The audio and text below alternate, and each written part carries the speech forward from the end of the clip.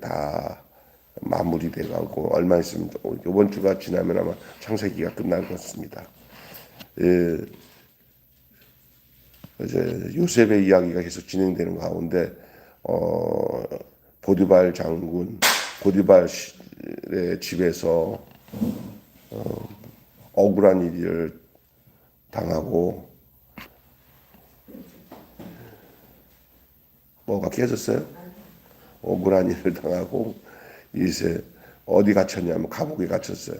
근데 제가 어제 말씀드린 것처럼 보디발이 자기 아내가 그런 걸 한 것에 대해서 뭐 요셉에게 죄를 정하고 감옥에 보낼 수밖에 없는 상황인 것을 당연한 것인데 아이러니한 게 이런 뭐 가정의 이런 자범인데 어떻게 이렇게 감옥을 글로 가냐 참 신기한 것 같아요. 하나님이 하신 일이긴 하지만 아니 보디발이 한편에 요셉을 글로 일부러 보낸 것이 그런 뜻이 있지 않나 하는 생각이 들어요. 예?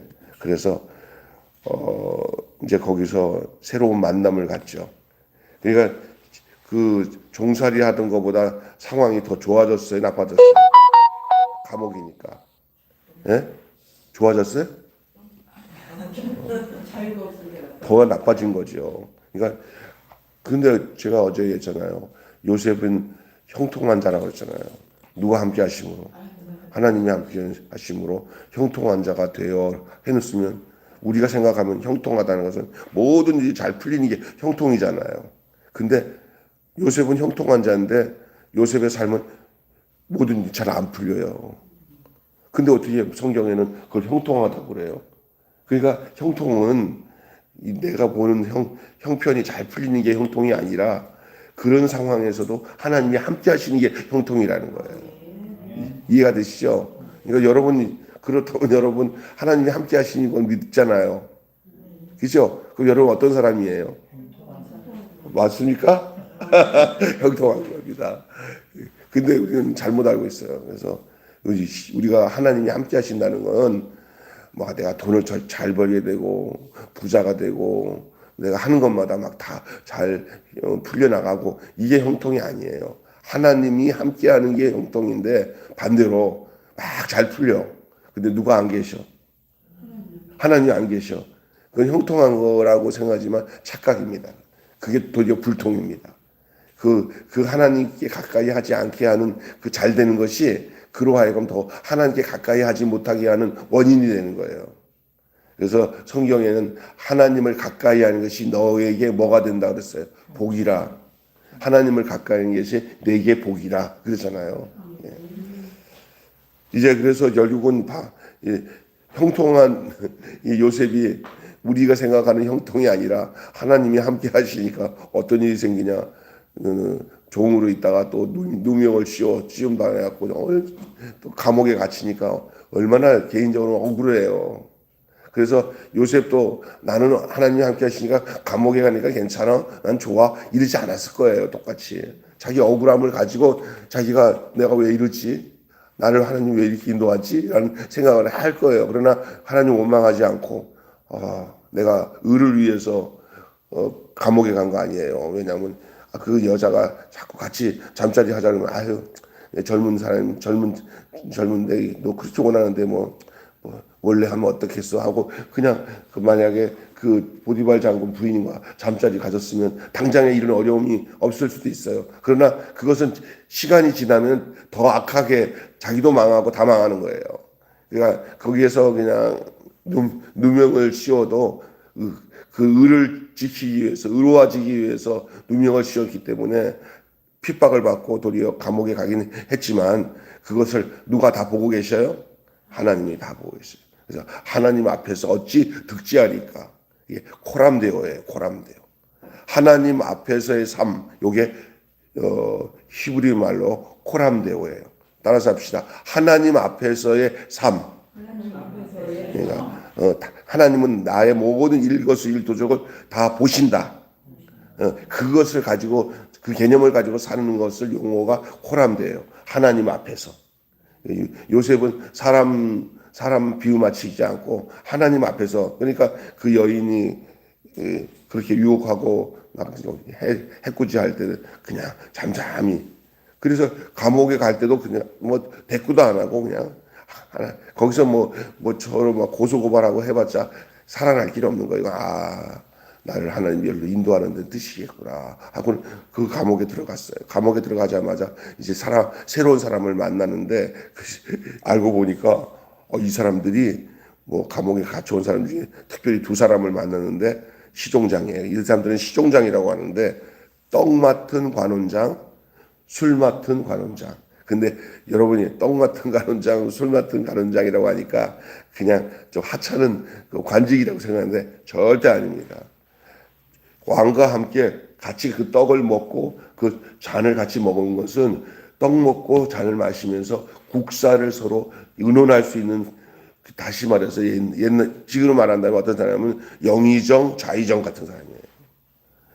근데 갑자기 아마 이 애굽 나라에 이 어떤 모함을 일으키는 사람들로 인해 가지고 이 두 사람이 한 사람은 오해를 받고 감옥에 들어오고 한 사람은 정변을 일으키기 위해서 모반을 계획했던 실제적인 사람이에요. 두 사람이 함께 섞여서 들어온 거예요.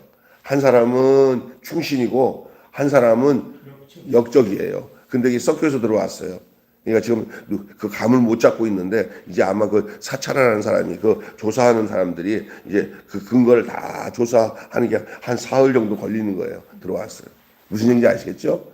그리고 거기 있으면서 이제 근데 때마침 누가 들어온 거예요. 그들이 들어와 있는 상황에 요셉이 들어온 거예요. 요셉을 만나게 하나님이 하신 거죠. 그런데 이 왕들 역적들 중에서 나라 쿠데타를 일으켜서 왕을 죽이고 지들이 왕을 세우고 하는 사람들이 때문에 이 떡만 두 관원장과 술 맡은 관원장은 정말로 중요한 직책을 갖고 말하자면 비서실장이나 국무총리급 되는 사람들이에요. 같이. 그런데 어떻든 간에 그들은 이제 한 사람은 오해를 받고 한 사람은 누명을 씌고 들어오고 한 사람은 진짜 역적인 둘이 들어온 거예요. 들어오는데 지금 이 요셉을 만나가지고 있는데 때마침 두 사람이 꿈을 꾸게 됐는데 그 꿈 얘기를 하는 가운데 꿈을 서로 얘기하는 거예요. 아주 싱숭생숭한 거예요. 꿈을 꿨는데 동시에 둘 다 꿈을 꿨는데 그래서 이 두 사람이 꿈을 꾼 것을 가지고는 꿈 얘기 가지고 근심하고 뭐가 뭔지 모르니까 불안하죠. 이제 자기들은 잠시 이제 감옥에 들어왔지만 이제 감옥에서 이제 처분이 드러날 거 아니에요. 법정에 서야 되고 이제 죽을 사람은 죽고 살 사람은 살게 되는 이런 처지에 놓여 있으니까 근심이 되고 있는데 이 꿈 얘기를 요셉에게 하니까 요셉이 꿈 얘기는 다 그건 하나님이 하시는 일인데 그거 한번 나한테 말씀해 보세요 그랬대. 이 사람들도 뭐 시시콜콜하게 생각하고 내가 꿈 얘기하지 하면서 한 사람도 하고 또 그 사람도 해요 꿈을. 그런데 먼저 술 맡은 관원장이 꿈한 얘기가 먼저 얘기를 하는데 그 여기 오늘 성경에 나오잖아요. 열매를 맺고 뭐 이렇게 하고 그렇게 한다 그렇게 얘기하니까 딱 들어보니까 요셉이 사흘 뒤에 당시 술 맡은 관원장은 당신은 옛날 전직으로 복직할 것이다고. 그러니까 그 얘기 듣던 이 빵 맡은 이 관원장은 나는 어떠냐고 내 얘기 들어보라고 하면서 또 얘기하니까 자기는 그 새가 와서 그걸 먹었다고 얘기하니까 저기 요셉이 당신은 사흘 뒤에 당신의 목은 쳐서 당신의 머리를 새들이 와서 쪼아먹을 거라고 죽을 거라는 거죠.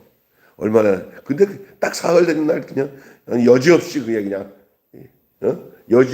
이루어져 가지고 술 맡은 관원장은 다시 왕 곁으로 돌아가서 옛날 복직이 되었고 빵 맡은 그 관원장은 요셉이 그 꿈 해석한 대로 그냥 여지없이 죽었어요.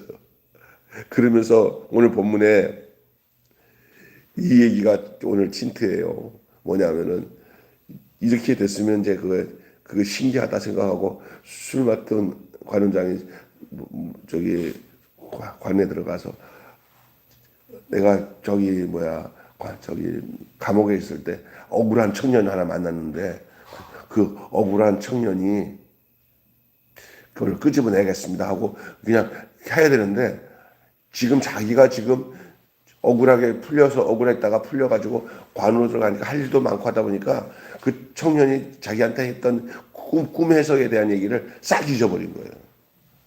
싹 잊어버려. 왜냐하면 그게 그냥 이거 뭐 내가 바빠 죽겠는데 그 친구를 내가 억울하다고 끄집어낼 일이 뭐냐. 근데 요셉은 본문에 보니까 소원이라고 하는 것은 다른 거 없어요. 내가 무죄다, 억울한 일을 당했다. 그래서 난 여기 감옥에 있다는 것을 그게 해명이 되면 빨리 아버지 집으로 돌아가고 싶은 마음이 없어요. 형제들한테. 근데 하나님은 그렇게 계획하고 계셔요? 안 그렇게 계획하고 계셔요? 그가 자기 아버지 형제들이 있는 곳으로 돌아가는 게 요셉의 뜻이에요. 그래서 자기를 억울한 것을 풀어달라고 부탁을 한 거예요. 그런데 하나님은 이 술 맡은 관원장이 다 잊어버리게 해요. 그거는 여러분 사람이라는 게 급해도 내 때가 있고 하나님이 계획할 때가 있는데 이 술 맡은 관원장이 언제까지 잊어버리고 이 청년에 대한 이 요셉에 대해서 잊어버리고 있냐면은 바로가 꿈꿔가지고 바로가 그 꿈 때문에 막 괴로워하는 그 시점까지 잊어버려야 되는 거예요. 이해가 되시죠? 나중에 바로가 이 술 맡은 관원장과 같이 꿈 때문에 고민하는 날이 와요. 그죠? 그게 하나님이 계획한 시점이에요. 그러니까 우리가 모르면 가만히 있어. 그냥 안 된다고 막 그냥 하나님 앞에 빨리 해달라고 하지 마. 하나님이 우리보다 우리의 인생을 더 잘 알고 계시니까 이게 더 그때 막 탄원해가지고 뭐 제가 감옥에 있을 때 한 청년을 만나는데요. 바로 이 청년을 끄집어내야겠습니다. 그래서 끄집어냈으면 일이 안 돼. 그냥 억울하게 괴롭지만 아이고 이 사람이 나를 잊어버리고 끝났구나. 이번에 좋은 기회인데 그 사람 복직 때문에 해줄 것 같으만 잊어버렸네. 하고 요셉이 감옥 생활을 더 하는 것이 그 하나님의 그 안에 뜻이 있는 거예요. 좀 이따가 이야기해요. 그래서 오늘 말씀 제목은 이렇습니다. 따라서 하세요. 같은 환경 다른 서사. 시작. 같은 환경 다른 서사. 예. 같은 환경 다른 서사요. 예. 이 천지가 창조할 때 아주 질서 있는 상태에서 창조됐어요. 혼돈 속에서 천지가 창조됐어요. 혼돈 속에서 창조됐어요. 이 중요한 겁니다. 여러분의 믿음이 시작되는 것은 잘 세워진 데서 믿음이 시작되는 게 아니라 무너짐의 순간에서 믿음이 생기는 거예요. 무너져야 돼요. 역경은 경력입니다. 그렇게 믿어요? 실제 겪어보지 않으면 쉽지 않습니다.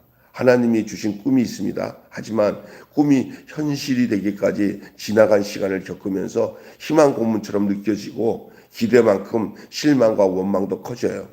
하지만 내 기대가 꺾이는 그 자리가 우리에게는 기다림이라는 믿음으로 시작되는 지점이 되는 거예요. 그러니까 요셉이 이렇게 하나님께서 역경 가운데서 또 기다리게 만드는 그것은 거기에서 성숙해지는 거예요. 이제 술 얘기가 나오지만 여러분 술이 되는 기점이 언제부터냐면은 거기에서 몽캉 뭐 해야 돼요? 거품이 나면서 그 썩어지는 시간이 맛있는 술이 되는 시간이에요. 여러분 우리가 주 안에서 답답하게 기다리는 시간들을 허비되는 시간이 아니에요. 목사나 어떤 사모가 목회를 하는데 이렇게 눈 감을 때마다 답답한 거예요. 근데 그래서 그게 시골에서 그냥 푹 썩는 거예요. 근데 나중에 보니까 하나님이 그 시간들이 여러분 우리 때는 괴로운 것 같아요. 요셉 보세요. 갈수록 태산이네. 감옥에 아주 종살이해서 참 성실해서 좀 삶이 좀 피나 싶었더니 또 이상한 병고를 당해가지고 또 다시 또 원점으로 더하게 밑으로 쭉 빠져가지고 그 감옥에 가서 또 감옥 허드레 일을 다 하면서 또 고통스럽게 나는 되는 게 없나 보다 하는 그 시간이 그게 숙성시키는 시간이에요. 그게 기다림이고 그게 믿음의 시작인 줄로 믿습니다. 참 우리는 그걸 허용 안 하고 싶어요. 아유 이게 우리 근데 성경 이게 뭐냐 따라서 합시다. 사라진 인생. 내게 사라진 인생은 하나님께서 다루시는 시간들이었다는 걸 이해해야 돼요. 사라진 것 같아요. 요셉이 느낄 때는 보디발 장군 집에 종으로 있을 때도 그렇고 감옥에 있는 시간들이 다 개인적으로 볼 때는 사라진 시간인 것 같아요. 아유 젊은 나이에 내 생활을 이거 다 송두리째 뺏겼네. 그 시간이 아니었으면 정리가 안 돼요. 여러분은 모르겠지만 하나님은 그 시간을 뭐라고 얘기하냐면 보디발 장군 집에서 종살이 하는 것은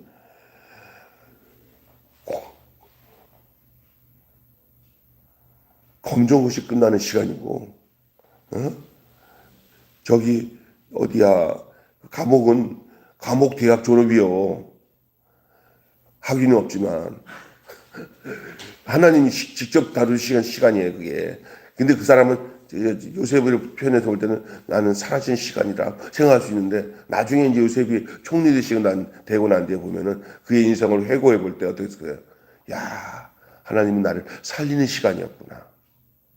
우리 마찬가지예요. 우리는 내 뜻대로 안 되는 시간은 다 사라진 시간이라고 생각해요. 안 그렇습니다. 여러분이 막 괴롭고 힘들었던 그 순간순간이 하나님과 함께 사라진 시간이 아니라 하나님이 그 시간을 선용하시고 나의 영혼을 살리는 길에 우리를 놓아놓은 거라는 사실을 잊어버리지 말아야 돼요. 요셉은 억울한 옥살이에도 자기 상처를 들여다보지 않고 도리어 타인의 얼굴을 읽어요. 자기 연민은 인지상정이지만 자기 고통에만 갇히면 삶이 멈춥니다.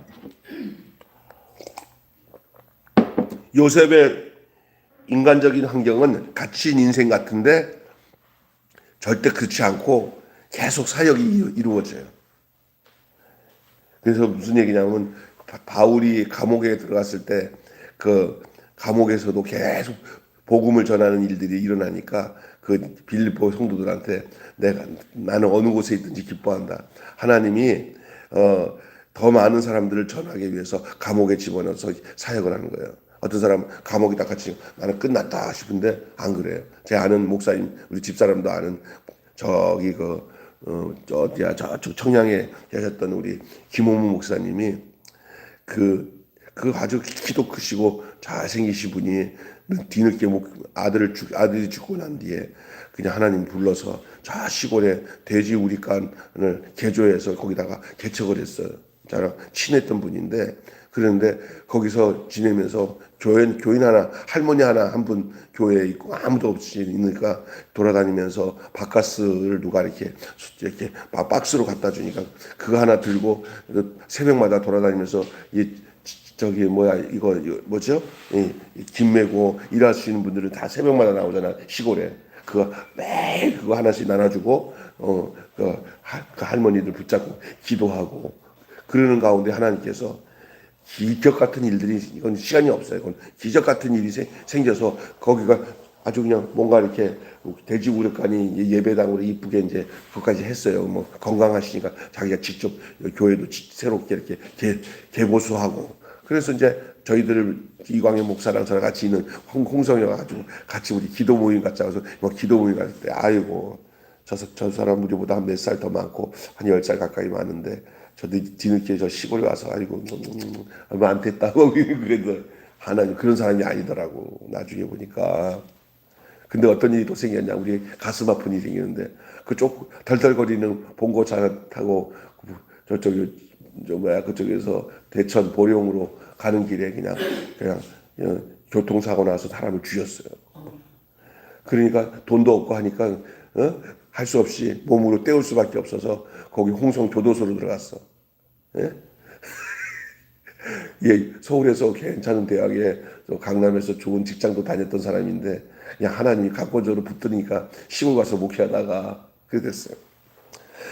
그런데 아유 우리도 그랬어요. 이광희 목사랑 아이고 김홍 목사님 끝났네. 그래서 아이고 그래 아이고 그래도 좀 시골에 와서 좀 한다고 해서 이제 뭐 대여섯 명이 모인데 아이고 잘 됐네. 할머니 한 분만 있던 교회 그랬는데 교통사고 나가지고 근데 그 인생이 거기서 끝난 게 아니야. 하나님은 그렇게 오늘 이거 생각하니까 얘기가 나는데 감옥에 딱 있는데 이분이 우리 이거는 집사님보다 더 커. 그리고 이 귀골이 장대해. 그러면서도 생긴 것도 그 외국 저기 그 리차드 기어 닮았어. 그러니까 근데 그 감옥에 그때 사람들이 있는데 워낙 사람이 범상치 않아요. 이렇게 참 좋으셔요.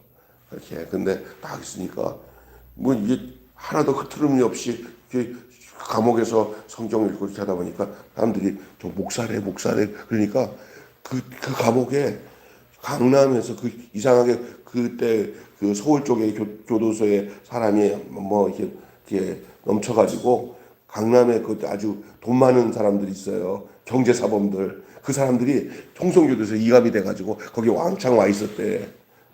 근데 그 사람들 중에 이 우리 기독교인들이 욕심 많은 기독교인들이 많아. 한탕해갖고 부자 되는 이런 사기꾼 같은 성향에 있는 기독교인들이 많아요. 강남에. 다 그냥 다단계나 뭐 이런 거 하던 사람들 그런 사람 많잖아요. 그런데 거기 와가지고 이제 목사라는 거 하니까 막 이제 뭐 상담 비슷하게 얘기하고 뭐 묻고 하니까 이렇게 좀 근데 하나님이 그 안에서 그 사람들을 복음 전도하면서 그 사람들이 인생을 개조시켰어요. 그 목사님. 싹 그러니까 이들이 알고 보면 빨리 몸 때우고 나가면 막 재산들이 많은 사람들도 몇 명이 있었고 그랬더라고요. 그다음에 같이 지내면서 그곳이 그냥 365일 예배당이야. 목사님 주변으로. 근데 그 사람들이 하나씩 다 오면서 목사님이랑 같이 성경 공부하고 이렇게 말씀 나누다가 보니까 이 사람들이 우리 여기에서 나가게 되면은 집 처분해가지고 이쪽 청양에다가 땅 싸니까 사가지고 우리 같이 생활합시다 그래갖고 거기가 라브리 공동체가 됐어요. 예? 그래가지고 거기다가 뭐 했냐면 오리농법으로 해가지고 농사를 지면서 그러니까 돈 청양 땅 싸잖아. 강남에 살아서 집한 채, 두 채 산 거를 땅을 다 사가지고 이 사람들이 한 7, 8명 되는 가족 식구들이니까 갑자기 그냥 가족들까지 하면은 한 30명에서 갑자기 100명까지 늘어난 거예요. 내가 거기 우리 또래 되는 사람들 그때 그 안수 집사가 장 되는 사람들이 다 우리 또래예요. 그러니까 형님 그러니까 그때 보니까 거기서 오리농법하고 그러니까 무농약 목사님이 또 뭘 연구했는지 이 농사법는 농기에 대해서 이제 해박하고 하니까 거기에 그냥 이 사람들이 이 도시 생활에서 쩌들으면서 사람 사기치고 살던 게 이제 진절머리 난 거예요. 이 사람들이 다 모여가지고 그 둘의 공동체처럼 그 김진호 목사님 그 동체처럼 그게 만들어가고. 제가 왜 지금 이런 얘기하는지 알아요? 우리는 그 교통사고 나가지고 감옥에 들어갔을 때 인생이 끝난 줄 알았는데 그게 사라진 시간이 아니라 그 시간이 없었으면 지금 퇴직할 때 그거 할 때 퇴직이 아니라 은퇴할 때 갔잖아. 우리가 갔는데 아니면 그 청량이라는 그 조금 작은 땅에 미국 교회 그냥 뭐시기에 그 교회를 미국 교회처럼 져놨어. 기가 막히게 빨간색에다가 보면 외국에 온 기분처럼 그리고는 교회 젊은 시골 목회를 잘 할 수 있는 아주 참신한 젊은 목사에게다가 교회 아무 조건 없이 맡겨놓고는 자기는 여기 천안에 와서 혼자 생활하고는 딸 하나는 선교사로 독일로 갔다가 저기 어디 갔어요. 두 내외가 그렇게 하는데 가끔 나가 우리 여기 저랑 제가 물레동 교회 있을 때도 목사님 소개했더니 목사님이 그냥 그 와서 부흥회도 하고 그랬어요. 그런데 이분이 그게 우리가 사라진 인생인 거 아니라는 거예요. 우리가 무슨 이건 죽은 시간 없어요. 죽은 시간. 우리 하나님이 다 그 인생을 그렇게 인도하시는 줄 믿습니다. 그 다음에 요셉이 그 꿈을 해석하기 전에 그 꿈을 주신 분도 또 해석해 하신 분도 누구예요? 하나님. 그러니까 요셉은 참 멋있는 사람이에요. 뭐냐면 그가 꿈을 해석할 때도 절대 누구 드러내지 않아요. 자기 드러내지 않고 누구 드러내요. 그 꿈을 해석하는 분이 누구다는 거예요. 하나님이라는 거죠. 이것 절대 철칙으로 지켜야 돼요.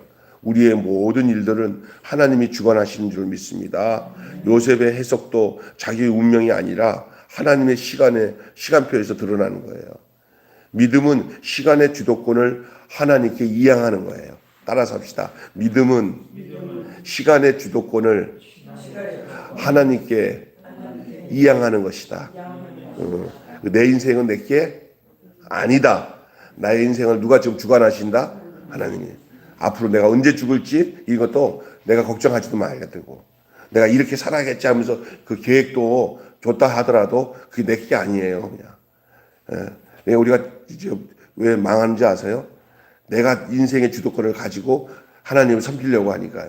하나님은 손 놓고 내가 너를 인도하니까 니는 그냥 내가 하는 대로 그냥 힘들면 힘든 대로 다 거기에 뜻이 있겠지 하고 따라와라. 그렇게 말씀하고 있는 거예요. 그래서 우리가 주목해야 될 것은 요셉의 꿈보다 이런 요셉의 믿음이 중요한 거예요.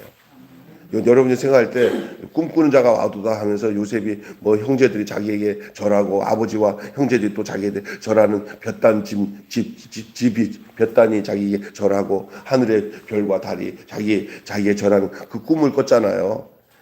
그 꿈이 중요한 게 아니에요. 이 꿈을 이루는 믿음이에요. 그 믿음이 뭐냐? 아까 제가 했잖아요. 믿음은 시간의 주도권을 하나님께 이양하는 거예요. 그가 그 꿈을 이루는 데는 뭐가 필요하냐? 믿음이 필요해요. 그 믿음은 나의 삶을 내가 주관하지 않고 누가 주관하고 있다? 하나님이 주관했다고 하는 이 사실 속에서 그 꿈은 이루어지는 거예요. 믿습니까? 예. 그래서 이제 그 사라진 인생, 그 다음에 이제 풀려날 기회도 이런 거예요. 요셉은 자기 생각으로는 나가서 자기 억울한 것을 밝혀주시고 나를 내보내주세요 했는데 술 맡은 가론장이 새카맣게 잊어버렸어요. 요셉은 아마 속으로 될 거예요. 물 건너갔구나 라고 생각하면서도 뭐냐면 내가 해야 할 일을 계속 기다리고 있어야지 하고 평상시 같이 거기에 대해서 마음에 두지 않았어요. 그러면 억울하고 그 사람 참 나한테 약속해놓고 왜 안 해? 뭐 이러지 않고 그냥 주어진 시간에 그냥 묵묵히 때를 기다리는 거예요. 그래서 신앙생활은 하나님의 때를 기다리는 것이 신앙생활인 줄 믿습니다. 내가 때를 만들면 안 돼요. 만들어서 되는 것도 아니고, 이제 요셉은 그 해석대로 술 맡은 관원장이 복지되는 것을 보면서 이제 나는 끝났구나. 이제 나는 이제 여기서 나오게 되겠구나 했지만 그 억울함을 풀리고 또한 이 감옥에서 풀려날 기회로 여겼을지 모르지만 하나님의 생각은 요셉 생각보다 더 넓고 깊어요. 언제나 하나님은 옳습니다. 언제나 하나님은 옳습니다. 어떻게 옳냐? 나의 삶에 대해서 나보다 하나님은 더 넓은 시각으로 우리를 이끌으시기 때문에 우리가 함부로 내 삶에 대해서 하나님 앞에 재단하지 마셔야 돼요. 하나님이 알아서 하세요. 그 크기와 넓이는 다 하나님께 있는 줄로 믿습니다. 그래서 요셉보다 더 멀리 보시고 요셉의 기대보다 더 훨씬 놀라운 일을 준비하고 계셨는데 그게 뭐냐? 이 술 맡은 관원장에게 하나님이 망각을 주신 것은 그때 생각나게 하기 위해서 망각을 주신 거예요. 어떨 때? 그 애굽의 왕 바로가 아주 꿈을 꿨는데 그 꿈 때문에 미치고 환장하게 만들어놔요. 하나님이. 아이고 이 꿈이 뭐야 이거. 이런 꿈을 또 꾸게 하셔서 내 머리를 아프게 해. 이럴 때 이 술 맡은 관원장이 잊어버렸다. 갑자기 꿈 때문에 막 괴로워하니까 자기가 이 복직했을 때 생각이 딱 난 거예요. 뭐 무슨 생각이 났어요. 자기가 꿈꿨을 때 그 꿈을 해석한 청년이 발언하는 거예요. 어떤 박사들이 오고 어떤 것들이 와도 한 사람도 꿈을 해석한 사람이 없어요. 그럼 하는 소리가 뭐냐면 왕이시여 꿈 얘기를 좀 해보세요. 꿈 얘기를 해보면 우리가 해석하겠습니다. 했더니 이 왕이 뭐라냐면 내가 그거 알면은 내가 니들 불렀겠냐? 내가 무슨 꿈을 꿨는지를 좀 알아봐라 그러는 거예요.